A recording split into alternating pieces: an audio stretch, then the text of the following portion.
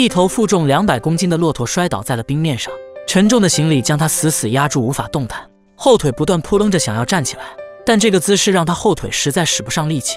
眼前的蒙古牧民正在进行迁徙转场，这里是位于蒙古西北部阿尔泰山脉脚下的牧民，每年都要带上所有家当进行转场。3月份时，牧民们要带着1200头牲畜迁往100公里外的春季草场。在迁徙前，他们需要挑选一头最壮实的马当做队伍的头马。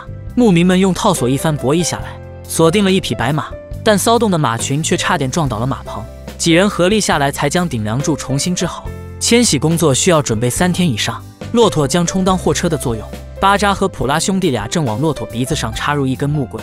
牧民们自古以来便用这种方式来驯服大型牲畜，但骆驼显然不会配合，气得骆驼直喷口水。第二天，巴扎开始打包行李，所有的家当都要全部运走，其中有一张父亲24年前用驼队转场的照片，是哥哥普拉最珍惜的宝贝。他从小就跟着父亲转场，那是他珍藏在心底关于父亲的回忆。牧民们使用的蒙古包，屋顶有50多根木棍支撑，与木质的栅栏连接，他们要全部拆掉带走。就在准备出发前，一头牦牛开始分娩，等待2个小时后，小牛顺利降生。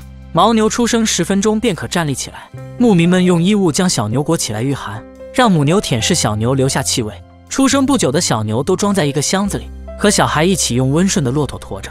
这便是牧民们的5星豪华座驾。兄弟俩骑着马在前面引路，耐力强的牦牛驮着行李跟在后面。转场一般有几个家庭一起行动，方便在这条艰难的路上互相照应。多尔奇夫妇将在最晚出发，年轻人在前面探路，他们将会小很多压力。老两口从1968年结婚开始，已经走过了44个年头。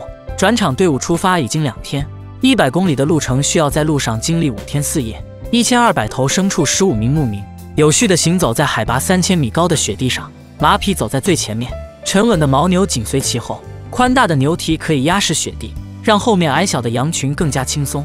在这种条件下，即使牲畜也会顶不住压力。这头牦牛索性躺平了，任牧民如何鼓励都不肯挪动半步。但眼下天色越来越晚，他们只能暂时放下这头牦牛，等今天安顿好后再来带走它。牧民们之所以每年来回转场，是为了让草场能够休养生息，循环往复，这才是大自然的法则。这些刚出生的幼崽虽然被驮着不用走路，但零下30度的气温仍旧让他们难以承受。这头小牛犊就被冻得支棱不起头。路过山顶，有一处用牛角堆砌的山坡，牧民们拔下几簇马的鬃毛，用来向天空和自然表示感谢。他们用这种方式来祈祷转场一路顺风。牧民们继续在茫茫大山之间行进着，他们来到下坡路段，此时所有的人都要下马，因为此时牲畜极易摔倒，有些胆小的牲畜甚至不敢下坡。牧民们便要用雪块向前驱赶，体重500公斤加上200公斤的重物，牦牛也会失去重心跌倒。如果不能及时扶起来，将极易窒息。结冰的路面对骆驼来说也极不友好，四肢修长的骆驼重心高，更容易跌倒。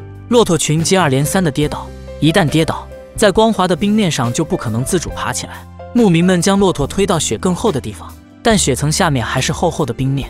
600公斤的骆驼加货物，需要7个人合力才能让其勉强站起来。连续2天的跋涉行进了50公里，牧民们扎营休息。转场之路上，牧民一天只吃1顿晚餐，枫丹的烟熏马肉是补充体力的最佳食物。第二天早上，天上下起了小雪，这让转场之路更加艰难。但牧民们不会畏缩不前，他们再次拆掉蒙古包，准备出发。巴扎兄弟养了700多头牲畜，孩子们从小就帮着父母放牧，这些幼崽也是孩子们的朋友。牧民们将昨晚放出去吃奶的幼崽用箱子收起来，顶着风雪，转场队伍再次出发了。一头牛犊挣扎着从箱子里掉了出来，路过的母牛都要闻一闻是否是自己的崽，这引发了牦牛群的骚乱。牧民将牛犊抱走，母牛在羊群中乱窜，想要找到自己的孩子，混乱中极易踩伤羊群。前方将是转场最艰难的一段路，他们需要跨过一条冰封的河流，带水的冰面是对牲畜极大的考验。牧民们用衣服装来泥沙撒在冰面上，但即使是这样，一头骆驼还是跌倒在地，后腿使劲扒拉着也没法站起来。牧民们齐心协力尝试帮骆驼站起来，经过半小时努力后，这头骆驼终于站起身。后面过河的山羊更加胆小，因为羊体小而尖，更容易打滑。虽然体重只有50斤，但摔倒了就无法站起来。牧民们只能一只一只拎着过河。转场的第3天，牧民们已经走过了80公里山路，他们在一处山林中扎营。虽然一路波折艰难，但对牧民们来说，这就是他们的日常生活。第二天一早，牧民们发现羊群被狼偷袭了，雪地上的脚印证明狼还在周围。牧民们想要吓退狼群，但只发现了受惊狂奔的野猪。为了防止羊群再被祸害，他们在羊群中点起了火堆，这样狼群便不敢再靠近。为了保护小牛犊，牧民们把它们拴在蒙古包内，母牛便一直在外逡巡着想要进来，一整晚都不肯离去。女主人还贴心地给小牛制作了衣服，这样可以帮助它们御寒。穿上衣服的小牛将牧民当做了母亲，一直嘬着手指不肯放开。在零下30多度的气温下，孩子们要给脚裹上厚厚的布，这样才不至于冻伤。桦树皮是孩子们的玩具，它们可以用来吹笛子，还可以当做纸张来写字。他们将沿途的旅程画在上面，雪山、牲畜、蒙古包，这就是孩子们眼里的世界。这一路迁徙，牲畜对牧民们来说是最重要的。牦牛冲进了山羊群会让他们紧张，他们齐心协力将牦牛驱赶出去。有掉队的伙伴，他们会原地等待。对他们来说，一条小狗也是家人。小狗的脚掌冻伤了，女主人就将它抱在马上。100公里的艰难路程，需要人和牲畜协作配合。这项1年2次的浩大工程，少了任何一方都无法完成。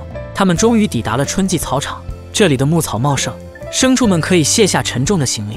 牧民们将在这新的家园中生活半年时间，等到冬季来临，再次返回冬季草场。